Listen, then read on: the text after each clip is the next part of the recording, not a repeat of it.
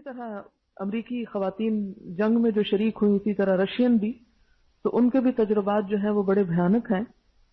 دوسری عالمی جنگ 1941 چھڑی تو روسی حکومت نے اپنے شہریوں سے جذباتی اپیلیں کی اور مادر وطن مدر لینڈ کو بچاؤ کا نعرہ دیا۔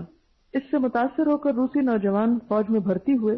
ان میں 8 لاکھ عورتیں بھی تھیں جن کی عمر 15-16 سال کے درمیان تھی، یعنی جذباتی اپیل پر وہ بھی ساتھ شامل ہو گئیں فوج میں۔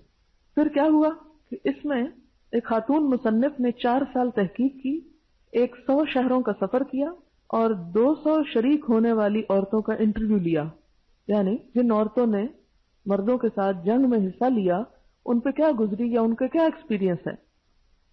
یہ کتاب مذکورہ عورتوں کے بارے میں بہت سبق آموز معلومات پیش کرتی ہے۔ مثلا کتاب میں بتایا گیا کہ جنگ کے بعد اکثر عورتوں نے اس حقیقت کو چھپانا شروع کر دیا کہ وہ جنگ میں شریک ہوئی تھی، یعنی اس پر شرمندہ تھیں۔ ہم نے چاہا کہ دوبارہ عام لڑکیوں کی طرح ہو جائیں، شادی کے قابل لڑکیاں، یعنی جو ان پہ گزرا ان کے لیے بہت شرمناک تھا اور اسے وہ چھپانا چاہتی تھی۔ کتاب کی مصنف جنگ میں شریک ہونے والی ایک تعلیم یافتہ خاتون سے ملی۔ انہوں نے جو باتیں کہی ان میں سے ایک بات کتاب کے بیان کے مطابق یہ تھی کہ وہ یقین رکھتی ہیں کہ جنگ میں عورتوں کا رد عمل مکمل طور پر مردوں سے مختلف تھا۔ مردوں کا فیصلہ کسی تجربے کے بارے میں زیادہ وقتی اور مبنی بر حقیقت ہوتا، جبکہ عورتیں بہت زیادہ جذباتی انداز میں اپنا رد عمل ظاہر کرتی۔ یعنی ظاہر ہے کہ کوئی گھن گرج ہو، کسی کی موت ہو تو چیخ پکار اور شور ہنگامہ۔ موجودہ زمانے میں عورتوں کی فطرت اور ان کی پیدائشی صلاحیت کے بارے میں کثرت سے تحقیق کی گئی ہے اور عورتوں کے صنف کو خالص سائنسی اعتبار سے سمجھنے کی کوشش کی گئی ہے، اور اس میں جو نتیجہ نکلا ہے وہ یہ کہ عورت مرد کے مقابلے میں زیادہ ایموشنل واقع ہوئی ہے اور اس کو ایسے فیلڈ میں کام نہیں کرنے چاہیے کہ جہاں وہ ٹھنڈے ذہن کے ساتھ فیصلہ کرنے کی صلاحیت نہ رکھتی ہو۔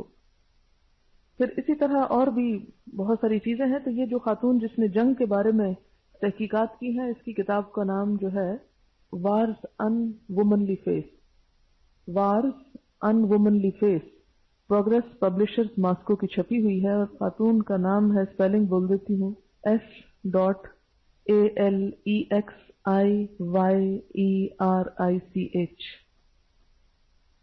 تو یہ جو بما فضل اللہ بہ بعضهم علی بعض ہے، اس میں بھی یہ چیز آ جاتی ہے کہ مرد کو جو اللہ نے قوت دی ہے وہ گھر کے نظام کو چلانے کے لیے بھی، اور میدان جنگ اور دوسرے بہت سے ایسے مواقع جہاں پر عورت صحیح طور پر اپنا رول ادا نہیں کر سکتی۔